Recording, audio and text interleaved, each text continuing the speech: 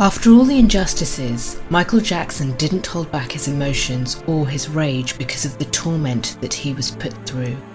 The anger and frustration that manifested in Jackson compelled him to fight back with the release of his most autobiographical album, History.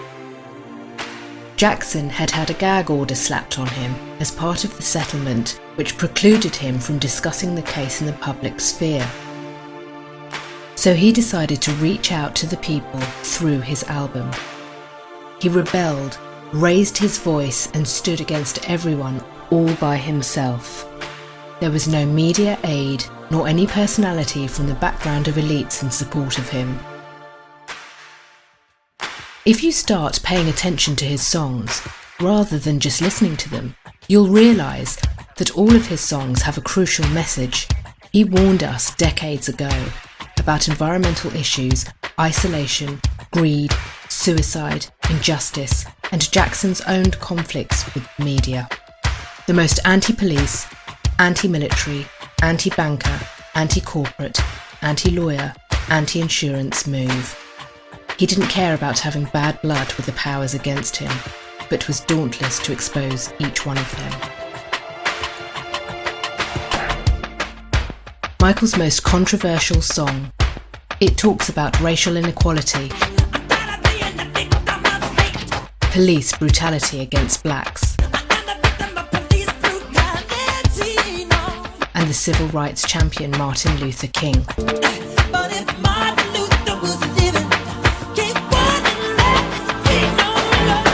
Horrified by the brutal assault of Rodney King in 1991, when he was beaten by 4 police officers, which had led to the 1992 Los Angeles riots, the song became far more personal after Jackson's great deal of humiliation at the hands of the Santa Barbara and Los Angeles police departments' ruthless investigation during the 1993 allegations. He exhibited his raw anger and outrage against the system. It wasn't just about ridiculous, unfair media speculation anymore. It was now about the first-hand experience of a dehumanising and unfair events that shattered his pride and sanity. Considered as the most rebellious of anthems, They Don't Care About Us is a powerful song that vividly defines the evils of discrimination and racism, which is relevant even today. He poured his heart out into this song, shedding light on how his fellow black community is being unfairly treated and agonised.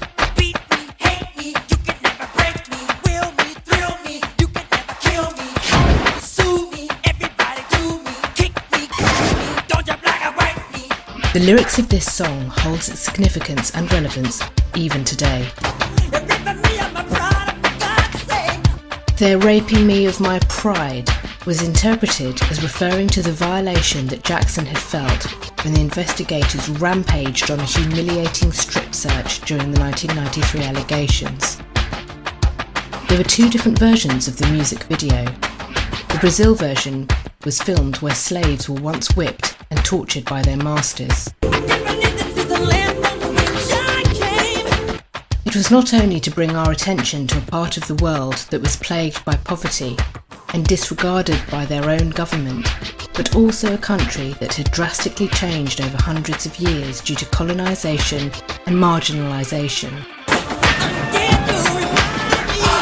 Jackson featured and popularised the Afro-Brazilian drumming group Alodem, a band that takes part in social movements against racism.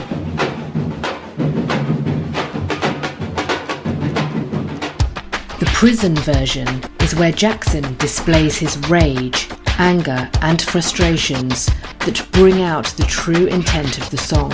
He shows himself locked up behind bars, depicting police brutality and the unfortunate plight of mankind and the black community, as well as the footage of Rodney King being assaulted by the police. Chances are that most of you haven't seen this version, as this version was banned by critics and the media for its powerful message and was interpreted to be racist and provocative, totally opposite of what the song was meant to impart. We see him in handcuffs, with his hand positioned like a gun on his head, as if he was about to be shot, while we see a prisoner of war in handcuffs, who is about to be shot. Through these images, he makes a direct and visceral connection between himself and this anonymous prisoner. He also shows police officers in front of the Ku Klux Klan torch ceremonies, indicating their mentality being similar to the white supremacist group KKK. The government don't wanna see it, but if Roosevelt was living, he wouldn't let his people. He remembers Franklin Roosevelt and Martin Luther King conveying that had they been alive, they wouldn't have let these travesties and injustices to take place. By juxtaposing numerous images like these, he links racial injustice in the US with war in Southeast Asia, hunger in Africa, political oppression in China, and urban poverty in Brazil. In other words, he isn't simply protesting the injustices he's facing from a racially biased criminal justice system here in the US. He's also drawing a link with political, economic, and military oppression around the globe. It is obvious that for some in power at the time, this was a dangerous song, and the objections were merely an attempt to deflect from its strong message. But eventually, this track became an anthem for the Black Lives Matter movement in 2014, due to the frustration over the Michael Brown and Eric Garner grand jury decisions that acquitted the police officers who brutally murdered those two innocent black men in broad daylight. On Twitter, "They Don't Care About Us" became a trending hashtag. In several parts of America, they blasted this song through car windows, and it was sung and performed by protesters. As this video is being recorded, another black man, George Floyd, was recently suffocated to death by a Minneapolis police officer, despite Mr. Floyd's obvious compliance as caught on camera, an incident that sparked worldwide protests and outrage about the system. It's 2020, and it's exactly what Michael Jackson had warned us about, that they don't care about us. He alerted us about the white America that goes silent when white MAGA protesters march towards the state capitol with guns and rifles, but unleashes tear gas on Black Lives Matter protesters, peacefully protesting the killing of George Floyd.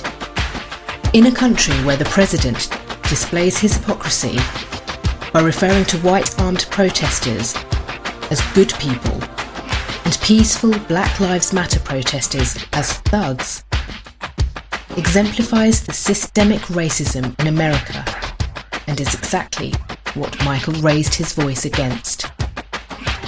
No wonder this video got banned. Though many tried to suppress the song as well as the video, the message remains relevant in today's age, where social injustice, particularly towards people of colour, is still painfully visible, and racist attitudes have been allowed to flourish, creating social disharmony.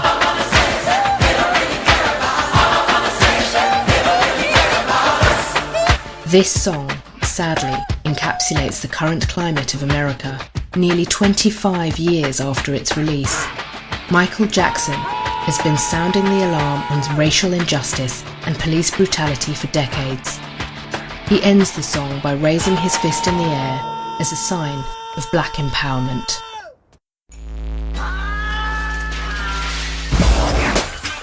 Another prominent song, Scream, where Jackson expresses his wrath over the prejudiced system in his country.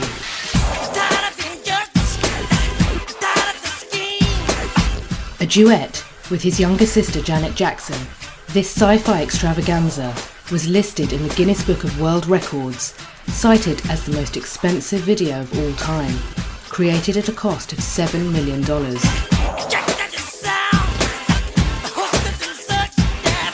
Well, Jackson didn't lie about that. He despised the system that looked down on its subjects with disdain, especially the ones of colour, and deprived them of dignified treatment. It is cited primarily as an aggressive, retaliatory song directed at the tabloids and the overzealous media machine.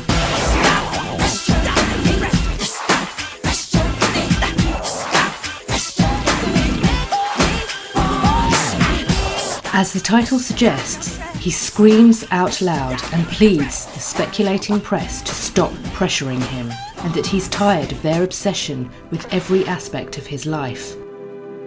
Oh my God.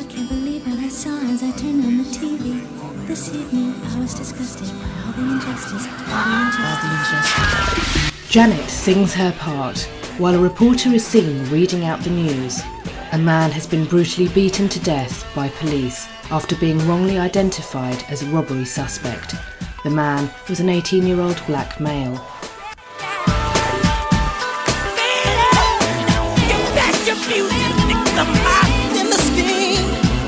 Drawing attention to the prevailing systematic racism in the country, as well as the corrupted government and authorities and their unfair and biased approach towards the people of colour.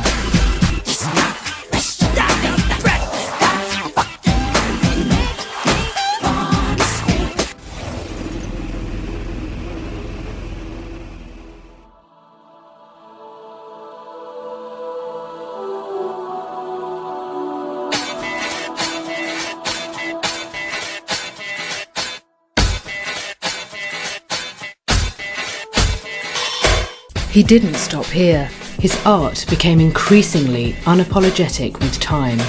His 39 minutes long short film Ghosts, composed of 3 songs, Is It Scary?, Too Bad and Ghosts, featuring a maestro, a mayor, a ghost, a demon and a skeleton, all played by Jackson himself, tells us the story of an eccentric man with supernatural powers who is being forced out of a small town by its mayor. The mayor of Normal Valley leads a mob to the mansion of the maestro, who has been entertaining local children with his magic tricks and ghost stories. The children assure the parents that the maestro has done nothing wrong, but the mayor intends to banish him as a freak. The maestro then challenges the mayor to a scaring contest. First person who gets scared has to leave. He performs magic tricks and dance routines with a ghostly horde and finally possesses the mayor, thus forcing him to dance.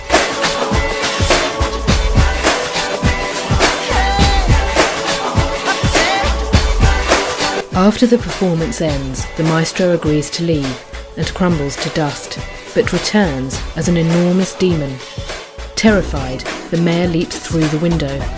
The families agree that they had fun and allow the maestro to stay. It wouldn't be surprising to know that the mayor, played by Jackson himself, resembles the racist white officer H.C. Strider, who enabled the corrupt investigation of Emmett Till's murder in 1955. This short film resembles the story of Michael's own life and draws a parallel with his situation, where the children and their parents suggest no wrongdoing, but only playful times with Jackson. But the racist white DA Tom Sneddon and media are determined to portray him as a freak. This is him holding a mirror up to the society who labelled and condemned him as a freak, wacko, monster, and asking them as to who the real monsters are. Who's scary now? Who's the freak now? He called out systematic racism, the authoritarian corruption within police and district attorneys' offices, the Jim Crow-era segregation tactics, trying to force him out of the ultra-white and wealthy Los Olivos, and false allegations that were used to distract from the real criminals.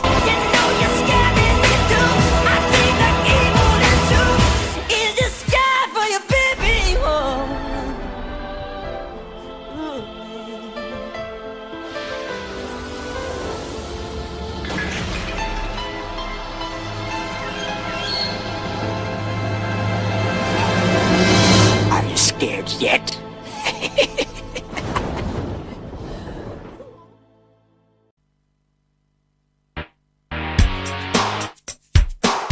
Perhaps the most direct dig of aggression and anguish on history, a clear and thinly veiled diss track towards the then Santa Barbara County District Attorney Tom Sneddon.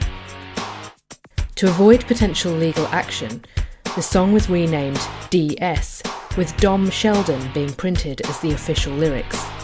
To the listener's ear, however, Jackson seems to be clearly saying Tom Sneddon is a cold man.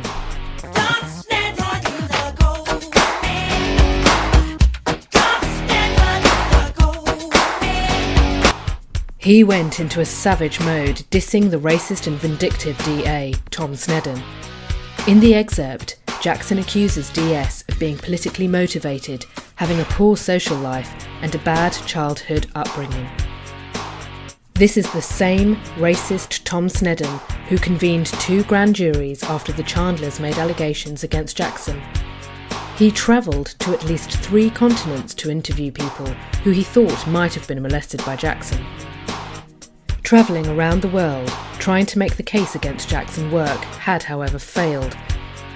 He sent his investigators abroad to interview Michael's ex-employees, but to no avail, except for piled-up testimonies and words in Jackson's defence. They wanna get my ass dead or alive. You know he really tried to take me down. I survived. I bet he missing with the CIA. He don't do everything say. Jackson suggests Sheldon has links to the CIA and the KKK, and he just wants your vote to remain the DA. Jackson comes for Sneddon as a man, all but outright calling the attorney a corrupt, white supremacist with no substance or true character. Thomas Sneddon is an old man. Michael, being the flag bearer of peace and harmony, but his Gary Indiana never failed to come out for the one who attempted to bring him down. If you come for the king, you better be ready for him to take you down. The track ends with the sound of a gunshot. Money. Jackson relates this track, Money, to his own personal ordeals, as many opportunists and vultures gravitated towards him for money. Jackson describes a society where people are possessed with a demonic obsession with and pursuit for money, and that they're even willing to hurt and betray others for personal benefits, calling it the devil's game of greed and lust. Are you infected with the same disease of lust, gluttony, and greed? Then watch the ones with the biggest smiles, the idle jabbers, 'cause they're the backstabbers. Michael's life has been a stealing opportunity for many to use him as a source for the fulfillment of their desires. He was a walking cash machine to many. If you know it's a lie, then you will swear it. If you give it with yours, then you will bear it. If it's taking a chance, then you will dare it. You would do anything for money. He goes as far as to reference historical business tycoons like Donald Trump and others who are known for building their empirical fortunes through clandestine means.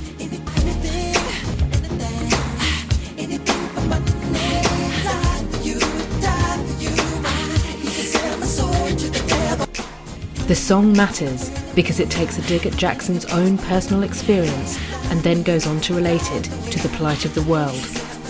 It's his way of making people realise that the reason he was targeted in the first place was nothing but the greed and the devilish pursuit for money. Have you seen my childhood? Childhood is one of the most vulnerable and honest tracks Jackson ever created, and also called it the most autobiographical song he has ever written. Jackson turns to his audience and pleads for them to understand his childhood through the lens of compassion and not that of a judgmental one. Before you judge me, try hard to love me. The song is literally about Jackson's upbringing and life, and throughout he laments the negative side of his public perception created by the ruthless media. Anyone who knows Jackson sees he attributes his childlike demeanour to the sacrifice of his childhood for being a star and a prodigy at such a tender age. As he sings, it is clear that Jackson has since and forever longed for the childhood he never had.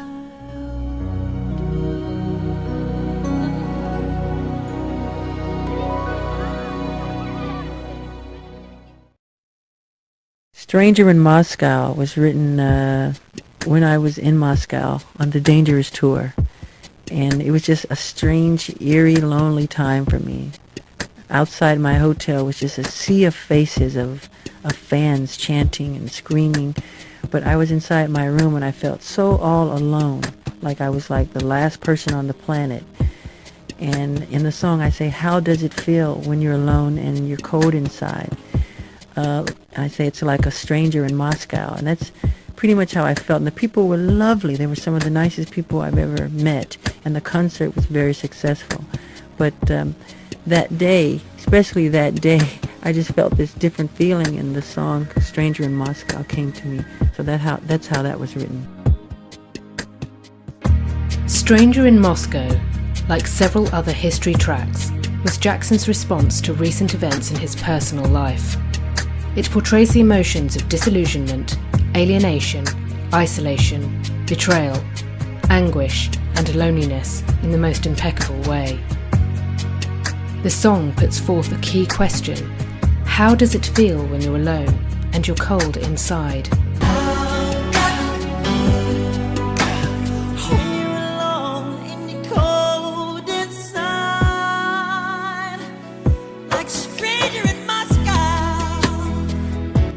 Lyrics like Swift and Sudden Fall from Grace and Armageddon of the Brain are not just poetic, but also reflect the happenings that were manifesting in Jackson's life up to that point and beyond. Jackson's biographer, J. Randy Taraborelli, stated that the video is based on Jackson's real life. He used to walk alone at night looking for new friends, even at the peak of his musical popularity. The 1980s saw him become deeply unhappy. Jackson explained, "Even at home, I'm lonely. I sit in my room sometimes and cry. It's so hard to make friends. I sometimes walk around the neighbourhood at night, just hoping to find someone to talk to. But I just end up coming home."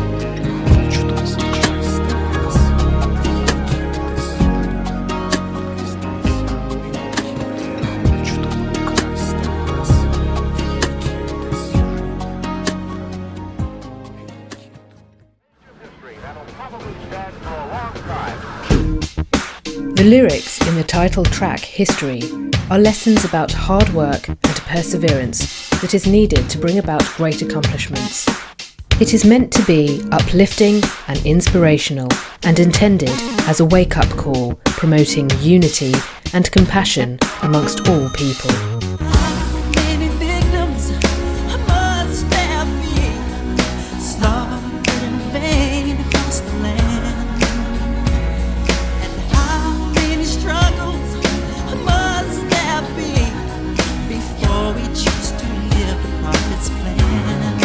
Everybody sing. Every day create your history.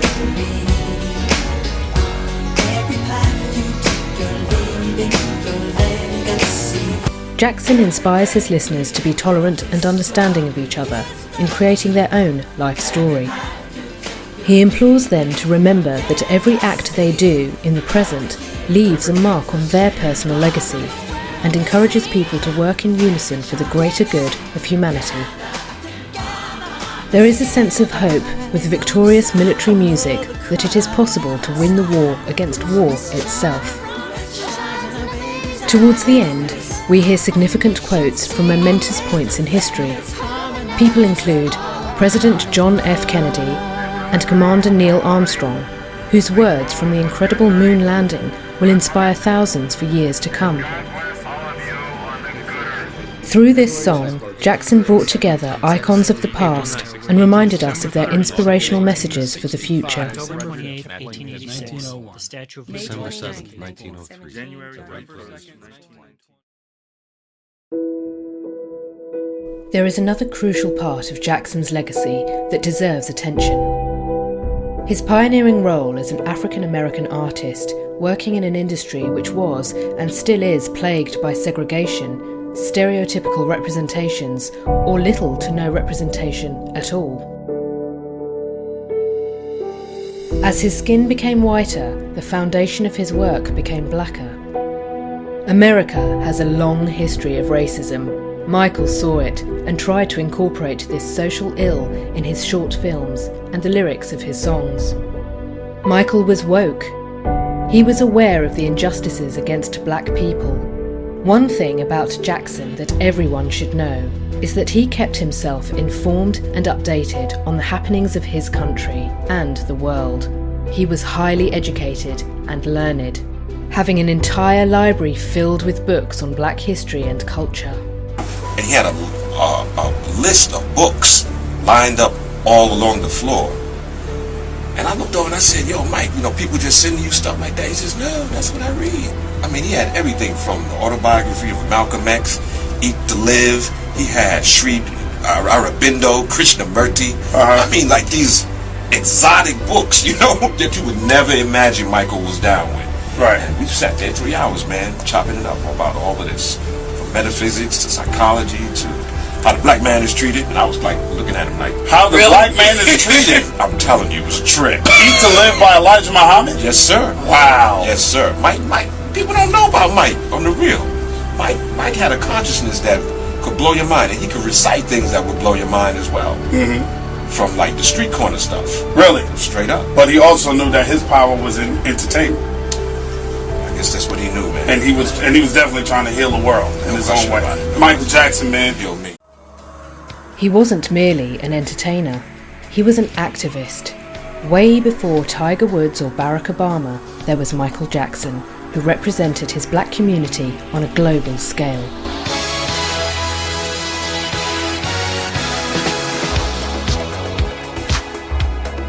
His music videos are the prime reason MTV is a popular name. Billie Jean was the first video by a black artist to be played on the channel on heavy rotation. When MTV was on the verge of being shut down, it was Michael's 3 music videos that MTV had their first quarterly profit. Ironically, MTV was rescued by an artist of a colour that was banned from their channel. And not just that, they even renamed the Video Vanguard Award after him as the Michael Jackson Video Vanguard Award for his revolutionary contributions to the world of music. The popularity of Michael Jackson's videos helped bring MTV to fame.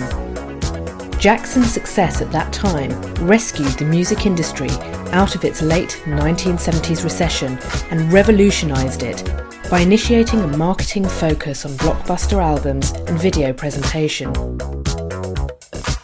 Gradually, his songs became so politically charged, which made the white America uncomfortable, so much so that they started banning his music videos in an attempt to suppress the truth, labelling them as intolerant and violent.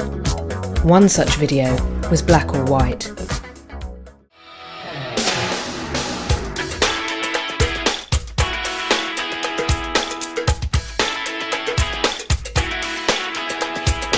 This track addressed racism, and that the colour of one's skin doesn't dictate the treatment that one deserves, as perfectly elucidated in the phrase, "It don't matter if you're black or white." Jackson brought together different exotic cultures from around the world and incorporated them in this music video.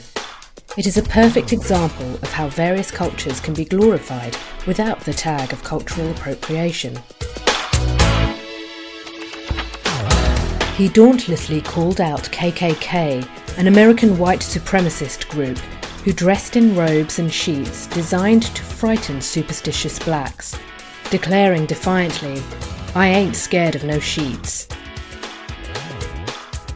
Jackson walks through visual collages of fire that represented the KKK torch ceremonies of a burning cross.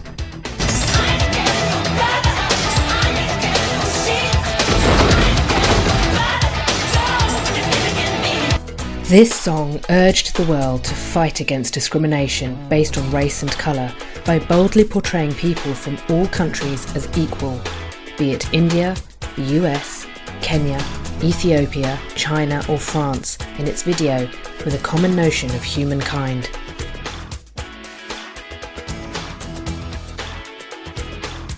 The solo segment at the end of Black or White short film, Jackson walks out of the studio as a Black Panther and then morphs into himself. Then he walks outside on the street to perform some of his most physically complicated and intricate dance techniques. He is seen exhibiting aggression, breaking glass, having racist white supremacy signs such as Hitler's Nazi sign swastika, "Nig go home," "No more wetbacks," and KKK rules. The video was banned because it was labelled as too sexually explicit.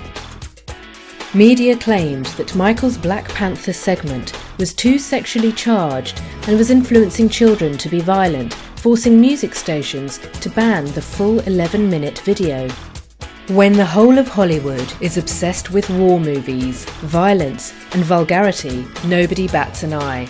But a 4-minute video with a significant social message was deemed to be too much for children. It was quite evident that the media deliberately wanted to ignore his message and get it erased off airways, because he was once again making a black political statement.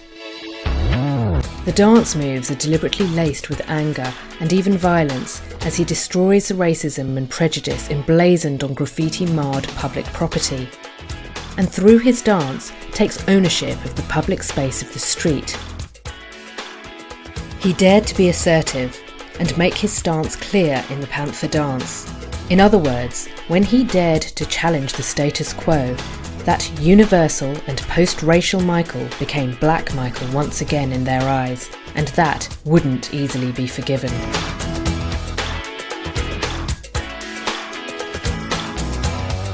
In 1993, he performed at the Super Bowl halftime show, which forever changed the prospect of halftime shows. Jackson's halftime performance increased the TV ratings by a significant amount and has been claimed to be one of the most watched events in American television history. His performance was a symbolic one, as he highlighted unity among races by showing the logo of Student Nonviolent Coordinating Committee, which is an organisation linked to the civil rights movement, with the children raising black and white placards pleading for racial tolerance and understanding. Jackson's main aim was to use the platform for imparting the message of equality, humanity, and child rights. In 1995, the historic Million Man March was organised in the United States of America, Washington, where African Americans gathered to demonstrate their unity and power. Jackson donated $100,000 to the event, which was revealed only after his untimely death.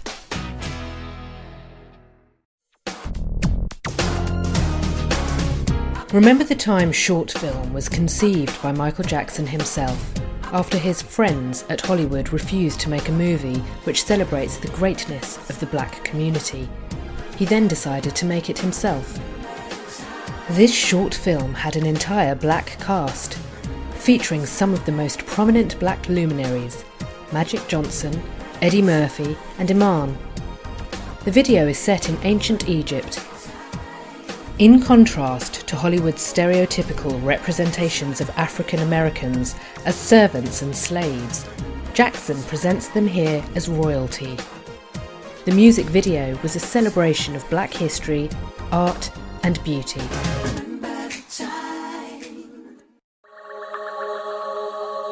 Michael Jackson also didn't shy away from glorifying the beauty and allure of black women, which can easily be drawn from his songs like In the Closet, Liberian Girl, and You Rock My World.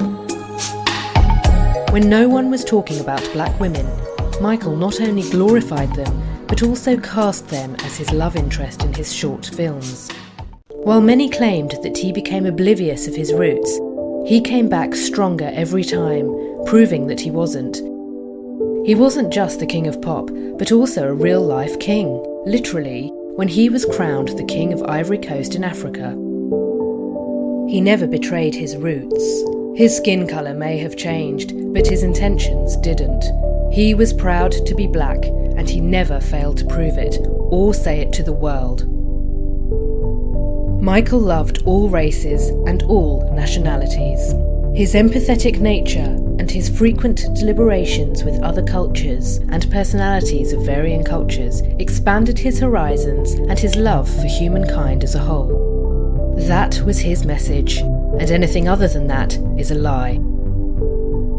With almost every song of his being a political statement, and his involvement in exposing racism and injustices in the country, it is understandable as to why he was eventually seen as a threat to the industry. When in today's times, artists, refrain from expressing their political stance, which may jeopardize their reputations and careers. Any political statement is going to have a backlash, and a price will be paid. It was Michael Jackson who was never afraid to put himself out there for the truth as he saw it. We could always count on Jackson to represent our voices. His adult catalogue is a trove of social activism, starvation, AIDS, war, gang violence, racial relations, communal tensions, and the tortured environment. It was Jackson who put on concerts for war-torn Sarajevo. It was Jackson who put together a group charity song and concert after 9/11. It was Jackson who used every ounce of his global celebrity and fortune to make a difference. He was there. When nobody was there, he was there. But who knew he'd make himself a target, and that multiple efforts would be made to drag him down? His Invincible album later on became a target when Sony refused to promote the album and boycotted it, giving rise to the Sony conflict.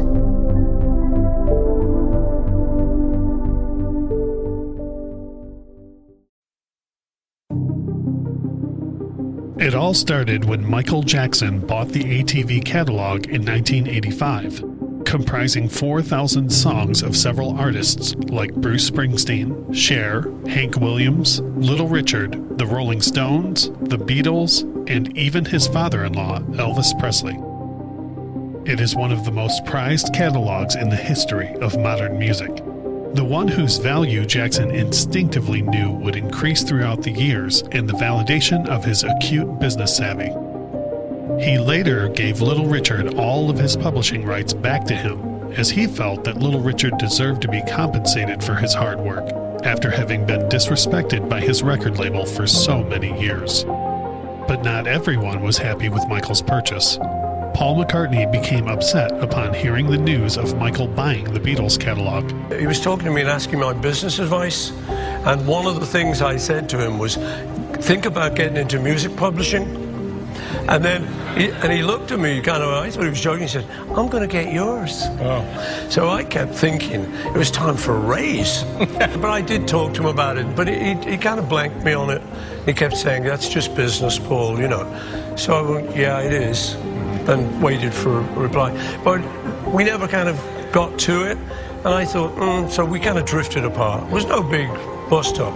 We kind of drifted apart after that. As their relationship turned sour, Paul would then come up with his own version of events whenever he's asked about his relationship with Jackson. Many say that the quarrel with Paul was a turning point for the vile way Jackson would be referred to by the media. Jackson's biographer pinpoints exactly 1985 as the year he went from Jackson and star to wacko jacko, bizarre, and eccentric. But on a positive note, Michael Jackson's purchase of the ATV music catalog paved the way for one of the most legendary music covers in history. His 1988 version of the Beatles song, Come Together.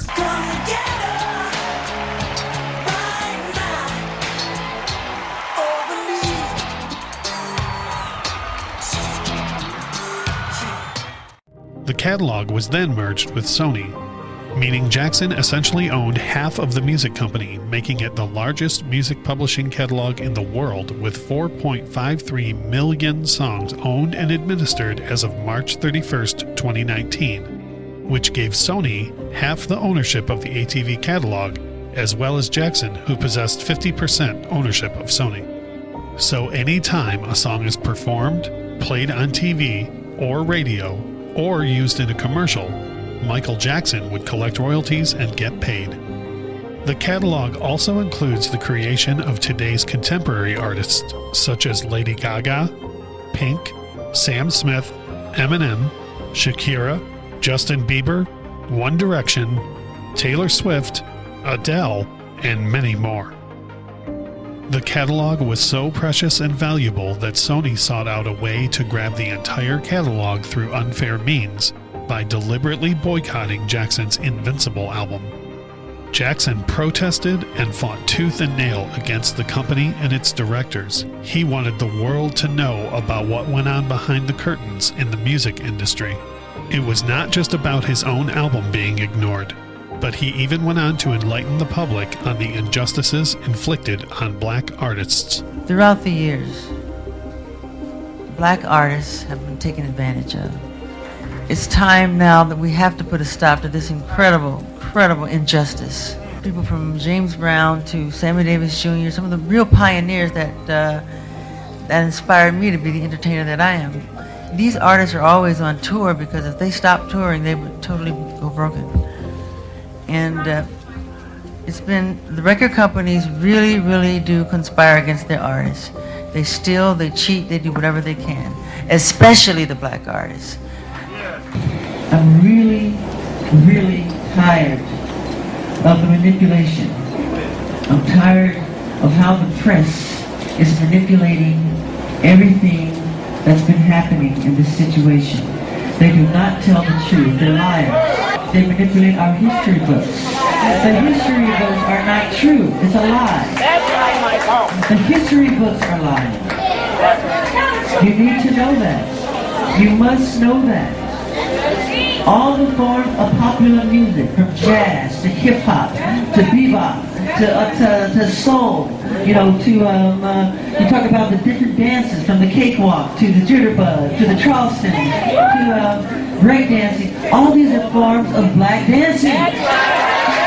But if you go to the bookstore down the corner, you won't see one black person on the cover. You'll see Elvis Presley.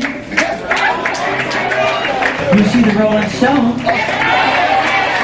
But where are the real pioneers who started it? Otis Blackwell was a prolific, phenomenal writer. He wrote some of the greatest Elvis Presley songs ever. And this was a black man. He died penniless. Shortly after the deal was made, a plan was put in place to force Jackson out by poorly promoting his music. By 2000, he began questioning the lack of support for his releases. Also, his masters had not been reverted back to him. He then went on to claim that he was a free agent and decided to go on a smear campaign against Sony to force his release from the label, and hence started a revolution and protested outside of Sony Music's New York headquarters on an open bus wearing a bulletproof jacket, while being aware of the dreadful consequences that he might get killed for raising his voice, but that did not stop him.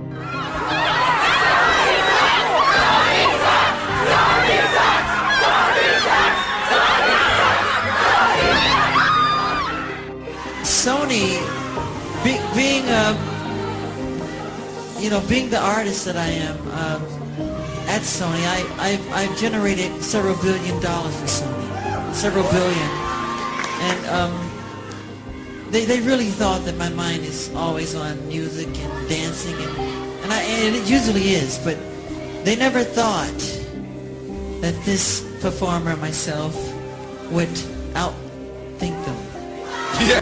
We can't let them get away with what they're trying to do, because now I'm a free agent. I just owe Sony one more album. It's just a box set, really, with 2 new songs, which I've written ages ago. Because every album that I record, I write, like, literally, I'm telling you the truth, I write at least 120 songs every album I do. So I can do the box set, just give them any 2 songs. So I'm leaving Sony a free agent, owning half of Sony. So I own half of Sony's publishing, and I'm leaving them, and they're very angry at me because of it. But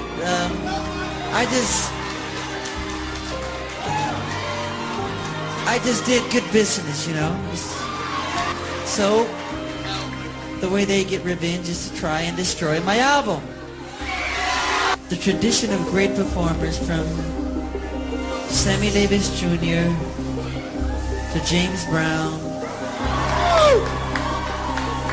to Jackie Wilson to Fred Astaire Gene Kelly. The story is usually the same though, you know. These guys work really hard at their craft, but the story ends the same. They usually are broken, torn, and usually just sad. And the story is very sad in the end because the companies take advantage of them. And Tommy Mottola is a devil. I'm not supposed to say what I'm going to say right now, but I have to let you in on a secret. Say it. Please don't videotape what I'm going to say, okay? Turn that off, please. Know what? I don't mind. Tape it. Mariah Carey. After divorcing Tommy, came to me crying. She said to me that this is an evil man. And Michael, this man follows me, she said. He taps her phones. And he's very, very evil. And she doesn't trust him. And he is a horrible human being. And we have to continue our drive until he's terminated. We can't allow him to do this to great artistry. We just can't. He tried to warn about Sony's intentions regarding the catalog. Imagine a black man owning 50% of the world's biggest publishing catalog, and whilst sitting on the board of directors, telling you that the company is controlled by racists. And then you get an idea as to why he needed to be killed. Michael told me that they were going to murder him. He was afraid. He was afraid for his life. The people that were involved in his life, the people that were controlling him. He asked me to come upstairs, and he grabbed me and started crying, said, please don't leave me. They're trying to kill me. And so the next day after we left court, I said, I need to take you to a hospital. He said, no, they'll kill me. He's told me several times that he felt that people wanted him gone, wanted him dead. He would always say that. Just some of the mean, evil, vicious people didn't want him around for some reason. They're greedy, that's what it is. He felt that that someone was going to try and kill him to get a hold of his catalog and his estate. So he actually gave you names? He did, and I would like not to say them, but he expressed to me his concern over his life. In my Sony catalog is all the Beatles music, all of, Little Richard's music. I own Sly and the Family Stone. I own Elvis, so many Elvis songs, and it's a huge catalog. It's very valuable. It's worth a lot of money, and there is a big fight going on right now as we speak about that. Now, I can't say whether or not. I can't comment on it. There's a lot of conspiracy. I'll say there's a lot of conspiracy going on as we speak. Michael was very suspicious of many people who had crossed his path. He felt people were after his catalog. He felt the media wanted to make a fortune on watching him be destroyed and carted off to prison. He was suspicious of many people who had crossed his path. I don't want to give a bunch of names. What is your greatest lesson learned? Not to trust everybody. Not to trust everybody in the industry. There's a lot of sharks. And record companies steal, they cheat. You have to audit them. And it's time for artists to take a stand against them. Because they totally take advantage of them. Totally. They forget that it's the artists who make the company, not the company make the artists. Without the talent, the company would be nothing but just hardware. This is a 22-page document of all the acts he owned in alphabetical order. And what do the headlines say? Michael owned 50% of Sony. It's crazy how cruel corporations can be. You gotta understand, Mike was one of the most powerful men in the music business.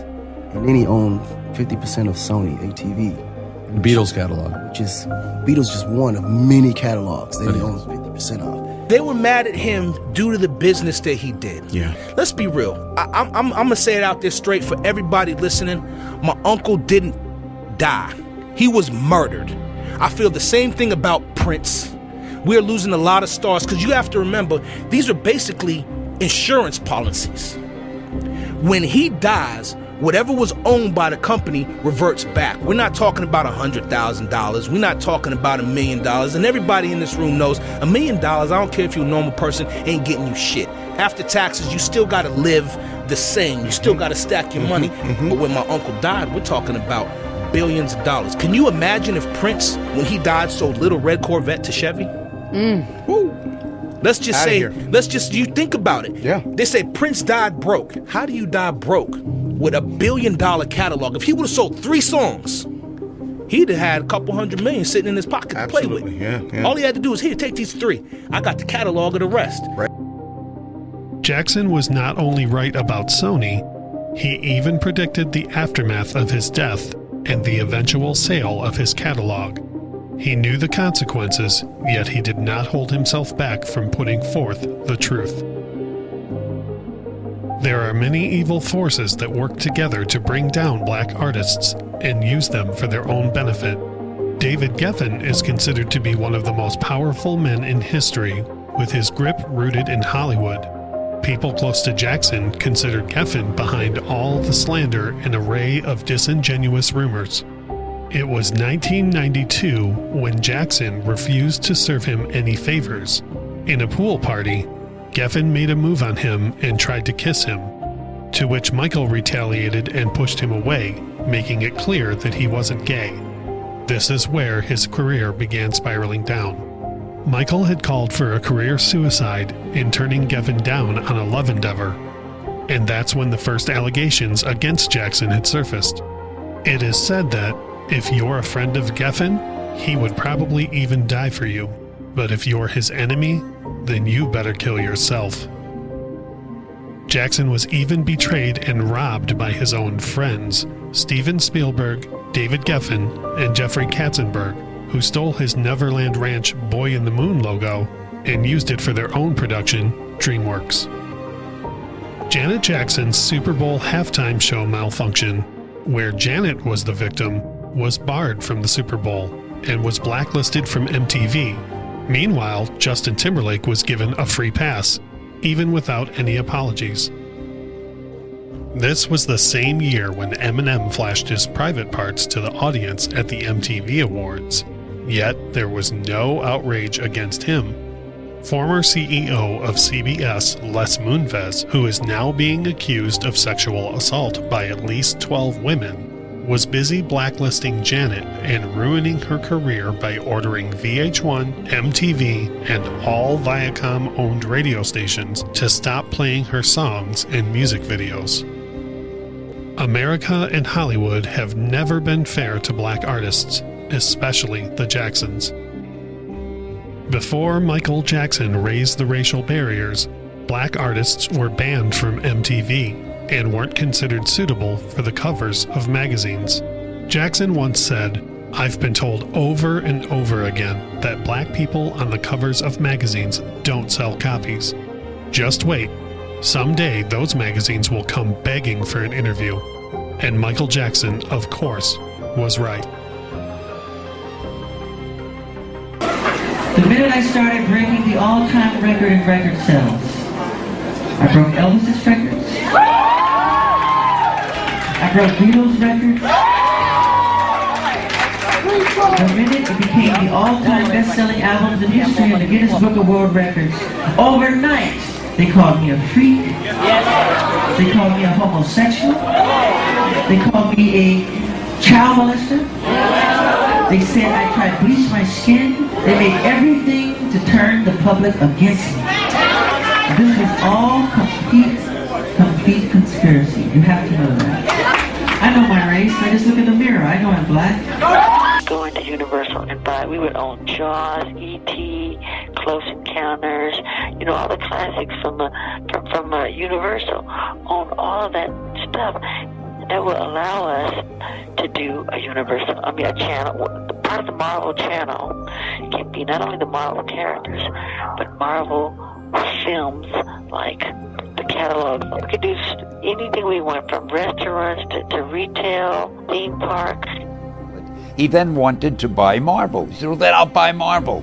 I don't know what happened. I mean, obviously he didn't buy Marvel, but he wanted to. It's the fact that Michael had power, Michael owned Sony, he owned a lot of shit, and they wanted to get rid of his ass, and they wanted to ruin his fucking reputation. I mean, Michael was dope, and he influenced everybody. Every continent knew who Michael was, and if Michael gave a message, you know, people be like, I want to listen to that. Too much power, man. Nobody had issues with Jackson until the success of Thriller and Bad, which overnight made him the biggest black celebrity in the world. He was influential and loved by millions. That's when the false allegations started to gain momentum. It's all about greed, hate, entitlement, and racism.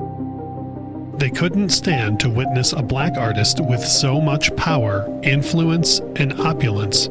This would never have happened if Jackson had been white or corrupt, because the elites would have protected him.